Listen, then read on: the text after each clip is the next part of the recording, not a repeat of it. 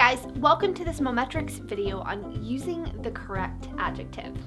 There's a lot of freedom in deciding which adjectives you use. It really just depends upon the point the author is trying to make, or what the author wants the reader or listener to envision.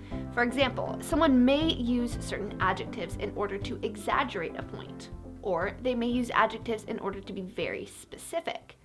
So there's a way to write in which you may not be literally correct, but you can be grammatically correct. In this video, we will discuss a few adjectives that often get misused. First, farther versus further. You would use farther when you are talking about geographical distance. Look at this sentence. Once you see the red barn on your right, drive down about half a mile farther. In this sentence, you're referring to the distance that someone should drive, so farther is the correct adjective. You would use further when describing the magnitude or severity of a situation or an action being taken. It can also refer to figurative distance. For example, he decided that no further action was needed.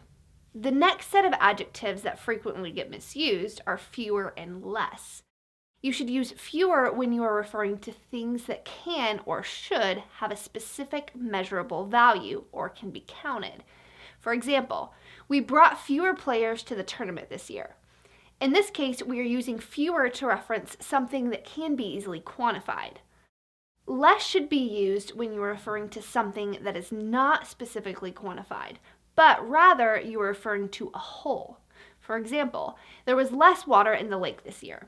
Less is used in this case because they are not referring to a specific quantity. It just generally is being stated that the water was down. The last type of adjective we'll talk about are superlatives. A superlative can be an adjective or an adverb that refers to the subject as exceeding or surpassing everyone else. This means that there can only be one.